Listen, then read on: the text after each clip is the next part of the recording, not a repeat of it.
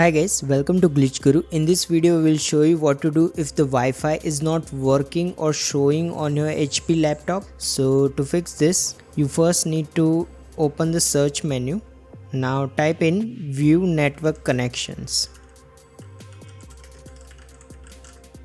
Now select the first result. In this window, you will see this Wi-Fi adapter. Right click on it and then choose disable. Now once it says disable, right click on it again and select enable. Now wait for your Wi-Fi to turn on and see if it works. If your Wi-Fi still doesn't work, right click on it and select properties. In the properties window, you will need to select this Internet Protocol version 4 option.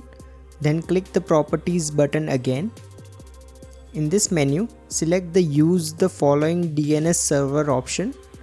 Now in these boxes, you will need to type in 8.8.8.8. In the second box, you will need to type in 8.8.4.4. Now select this checkbox and click OK.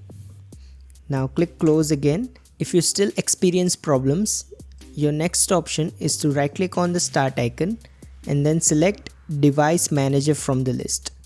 In the device manager window, you'll need to expand network adapters. Now locate your Wi-Fi driver. It should say wireless LAN card or something like that. Right click on it and select uninstall device. Now select this checkbox and click uninstall again. Now simply restart your laptop and see if the Wi-Fi works now. If you still experience problems, your last option is to open the search menu. Type in network reset. Now select the first result. In the settings app that opens, click the reset now button and your issue will be solved. If you have any questions about this, feel free to ask them in the comments below and don't forget to subscribe.